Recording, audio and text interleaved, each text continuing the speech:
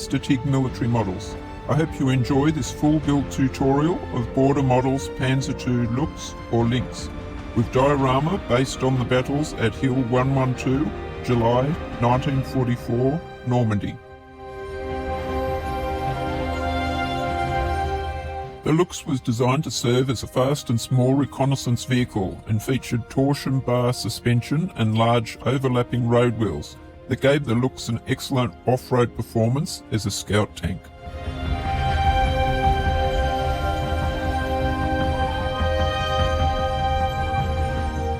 The Luchs was fitted with a more powerful Maybach HL66P engine and with the ZF Afon SSG48 gearbox.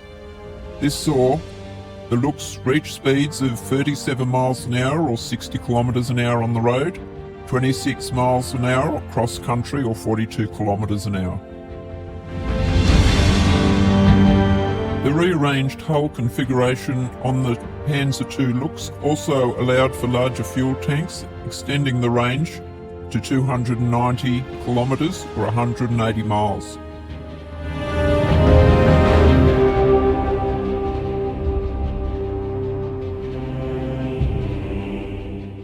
The tracks are provided as link and length parts and went together well.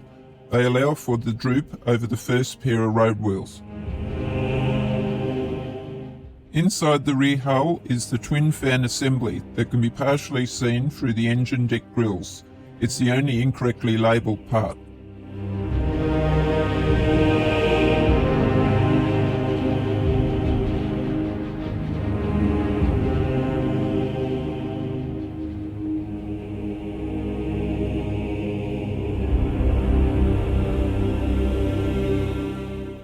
There are large intake grills at the rear. There are PE screens that need to be attached to the hull side intake boxes with slight bending. And there's also two-part tow cable brackets where you need to add your own cable. The muffler and central exhaust pipe is nicely rendered and went together easily. As I completed this as out of the box, with the exception of the tow cable, I drilled through the clamps to give it a more realistic appearance.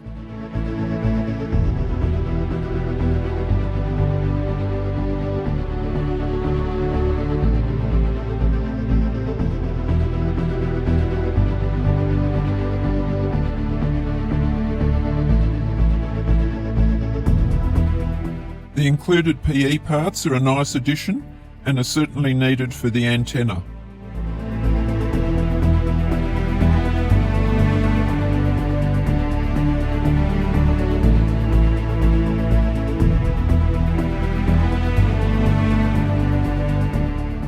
The side boxes, blackout headlight covers and conduit certainly add to the model.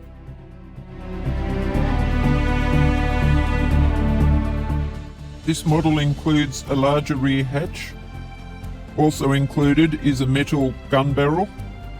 The upper casement also includes two front crew hatches and side vision ports that can be opened or closed. The main armament on the Luchs is the 2cm KWK-38 cannon with the 1.3 metre long anti-aircraft barrel. There also includes an MG34. The kit also includes an order compass and PE mounting bracket, though often these compasses were not included on the tanks during battle.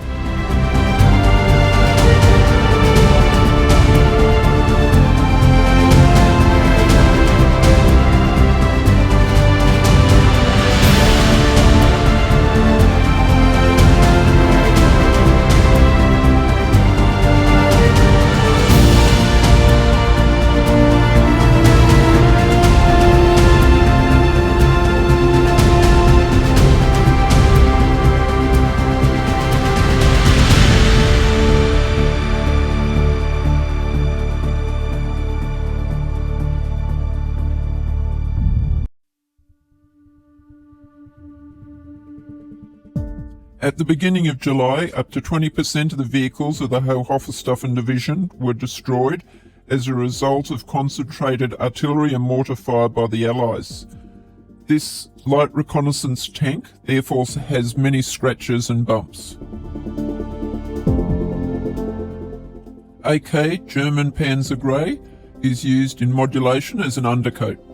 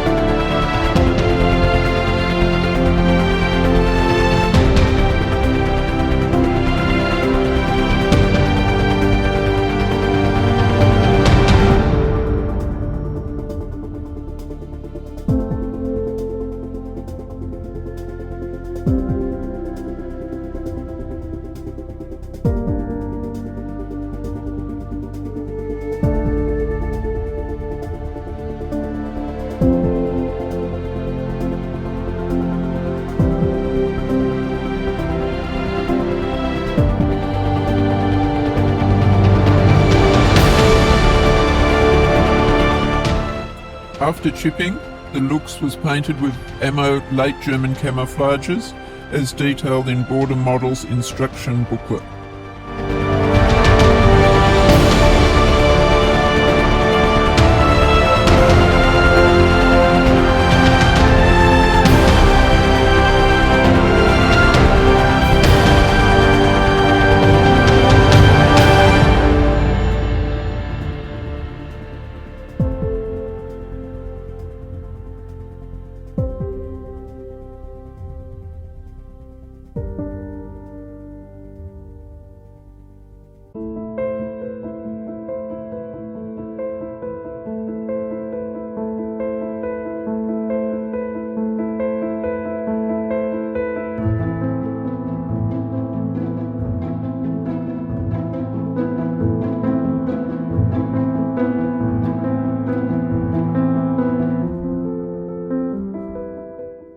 To create realistic chipping, initially water was painted over, then using a stiff brush, and later a toothpick and a pin to create scratches where wear and tear would appear.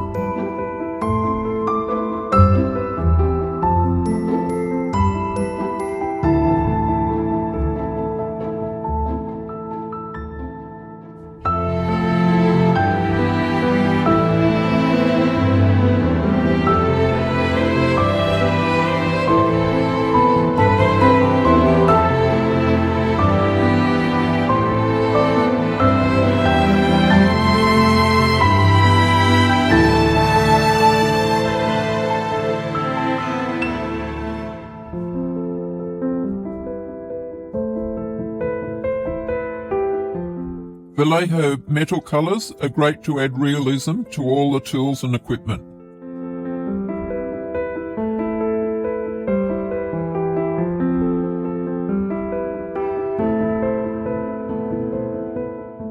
The AK corrosion texture was really fun to use and helped add realism to the muffler.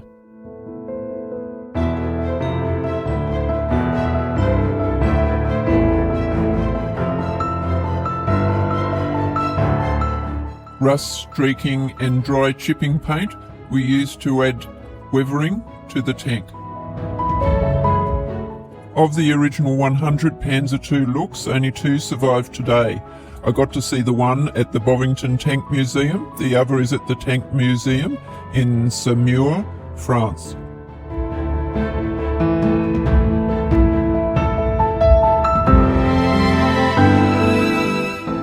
AK's Tracks and Wheels paint set helped complete the tracks, as well as pigments, wash and some mud effects.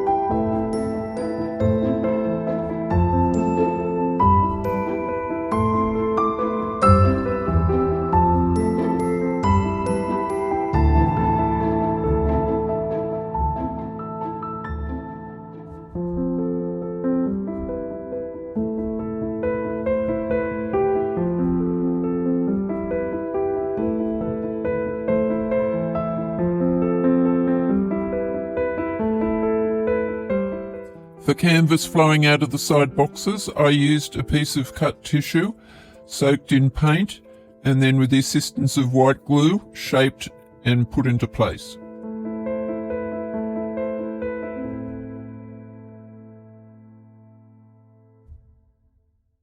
Dark metal was added to some of the damaged sections and to highlight some of the tools.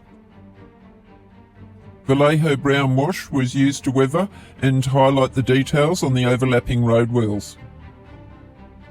Vallejo gloss varnish was sprayed where the decals were to be applied, mark fit, and the decals supplied with the kit we used.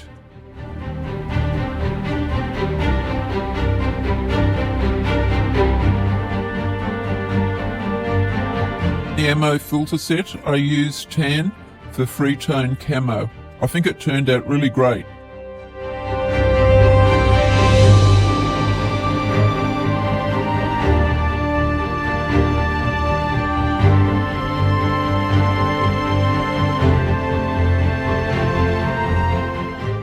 A small amount of panel liner was used, but most of the details were highlighted using Abteilung oil paints.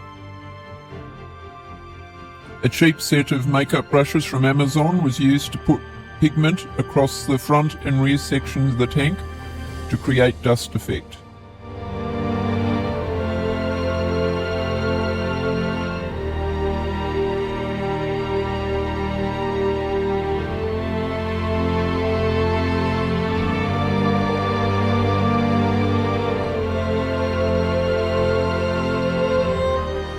Final weathering touch-ups included a brown wash from Vallejo, some smoke from Life Colour, and also Warfront's primer for any scratches and undercoat showing.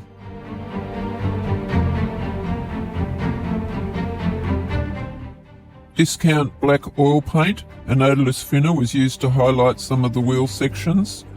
Also graphite pencils, again to highlight the metallic finishes along the tracks and any damaged sections of the Panzer.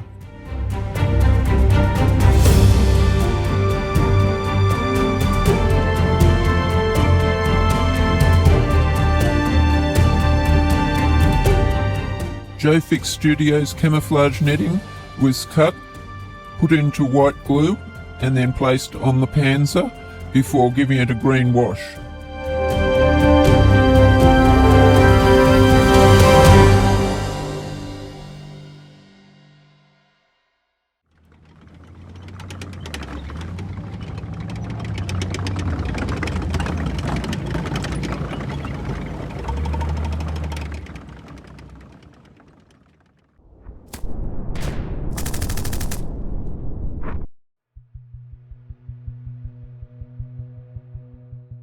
I used Panzer tank commander figure. The figure was attached using a hot glue gun to the top of a jar ready for painting. Fine brushes combined with paints for the P. pattern from AK3G.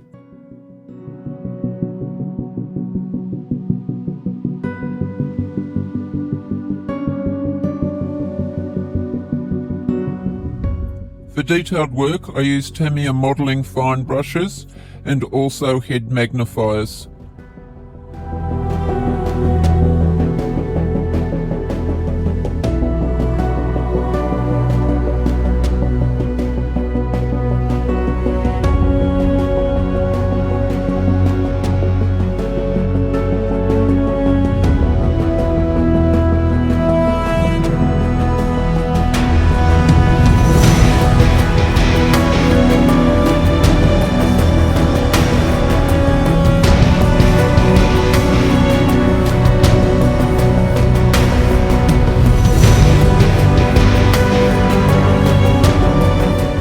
After completing the P. pattern, the figure was given 3 to 4 coats of brown wash to blend everything together.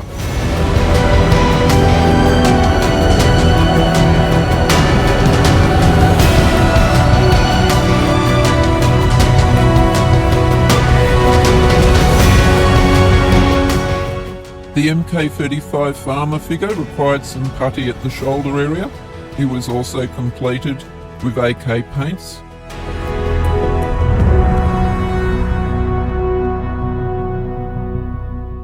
Tamarin weathering powder helped add highlights to the figures.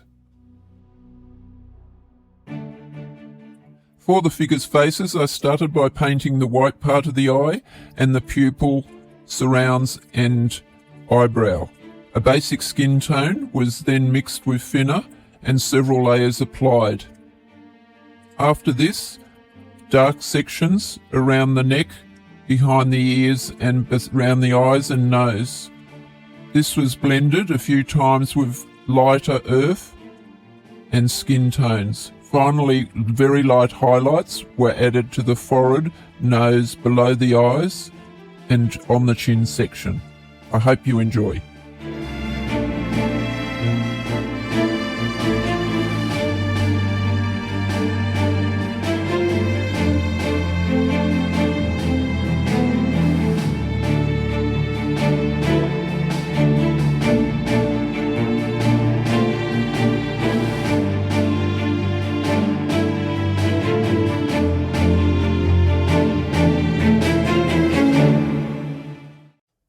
My diorama is based on the battle for Hill 112. On their way to Normandy, the troop transport trains of Hohenstaufen suffered considerable losses. By the time the SS tank units arrived on June 25, the Allies had already built a strong bridgehead in Normandy. After concentrated artillery and mortar fire by both SS tank divisions, the key position of Hill 112 was taken. In the opinion of General Hauser, the side who holds 112 is the one who dominates Normandy. At the end of June, the division commander of Hohenstaufen, General Bittridge, replaced commander of 2 Panzer Corps Hauser. Operation Jupiter was an offensive by the 8th Corps of the British Second Army from the 10th to the 11th of July 1944. One objective was to recapture Hill 112. On the 11th of July, counterattacks by the 9th SS Panzer Division Hohenstaufen and others forced the British off the hill to positions on the north-facing slope. The operation was a tactical failure for 8th Corps, but a strategic success for the Allies, having reduced the 2nd SS Panzer Corps to a condition from which it never recovered.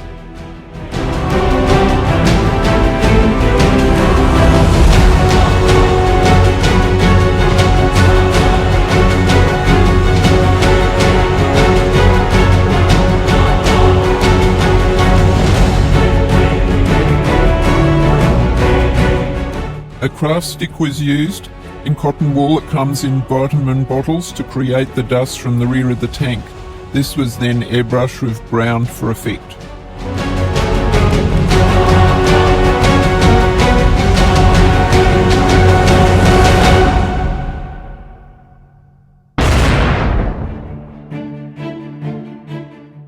I can highly recommend Border Model's 1/35 scale Panzer II Luchs Light Reconnaissance Tank Model Kit. It was a real pleasure to build. I also enjoyed building the diorama around it. I hope you enjoyed. I look forward to reading your comments.